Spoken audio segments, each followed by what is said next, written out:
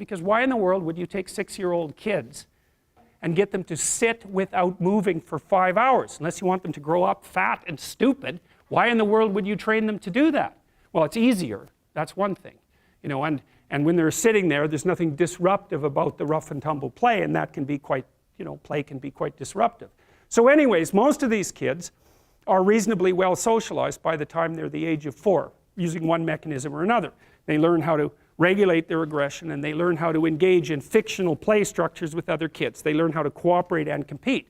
And the advantage to having a well-socialized disagreeable person is that they really don't let much get in their way. So if you can get a kid who's disagreeable socialized, that person can be quite the creature, because they're very forward-moving in their nature and very difficult to stop. But if you don't get them successfully domesticated, tamed, roughly speaking, by the time they're 4, their peers reject them. And that's a big problem, because your job as a parent is to make your child socially desirable by the age of 4. Like you want to burn that into your brain, because people don't know that. That's your job. And here's why. It's easy if you think about it carefully. So you imagine you've got a 3-year-old child, so sort of halfway through that initial period of socialization, and you take that child out in public. Okay, what do you want for the child? Who cares about you? What do you want for the child? You want the child to be able to interact with other children and adults so that the children are welcoming and smile and want to play with him or her, and so the adults are happy to see the child and treat him or her properly. And if your child's a horrible little monster because you're afraid of disciplining them or you don't know how to do that properly, then what they're going to do is they're going to experience nothing but rejection from other children and false smiles from other parents and adults. And so then you're throwing the child out there into a world where every single face that they see is either hostile or lying. And that's not something that's going to be particularly conducive to the mental health or the well-being of your child. If your child can learn a couple simple rules of behavior, like don't interrupt adults when they're talking too much, and pay attention, and try not to hit the other kids over the head with the truck any more than is absolutely necessary, and share and play properly, then when they meet other kids, the kids are going to try out a few little play routines on them, and that's going to go well, and then they're going to go off and socialize each other for the rest of their lives. Because that's what happens, is that from 4 years old onwards, the primary socialization with children takes place among other children.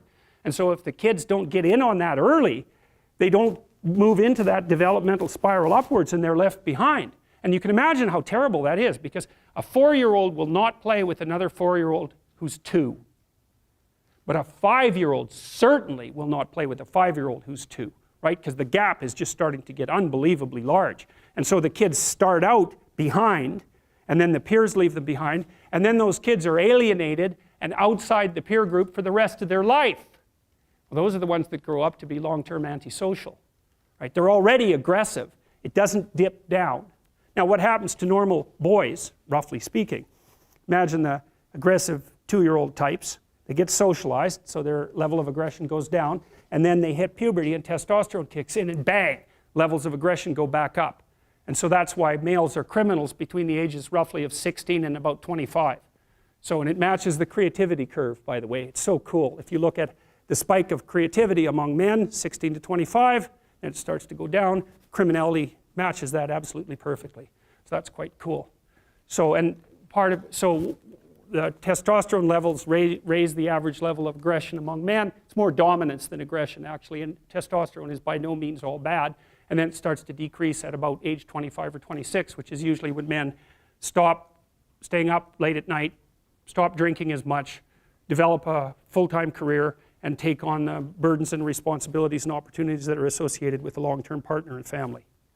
And so, well, so that's the development of what I would call predatory aggression, because I also think that the agreeableness distribution is probably something like predatory aggression versus maternal sympathy.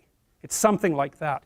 So if you look at other mammals that are predators, because we're predators as well as prey animals, if you look at other animals like bears, the male bear has absolutely nothing to do with the raising of the infants. In fact, the female bears will keep the male the hell away because he's likely to kill the infants and maybe even to eat them.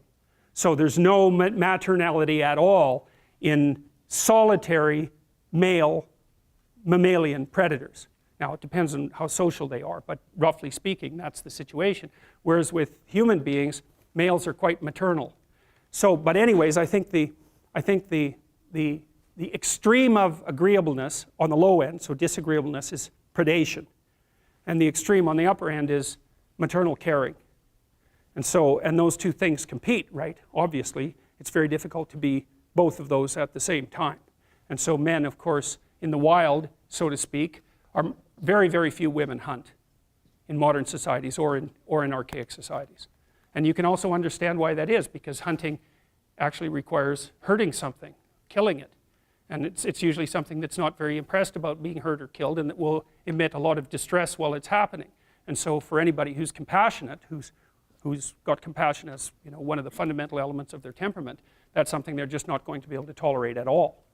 So there's, you know, in the evolutionary landscape, because that's really what we're talking about, there's tension behind the development of different modes of being in the world. And if you're good at one thing, that sometimes means that you can't be good at the other thing at the same time.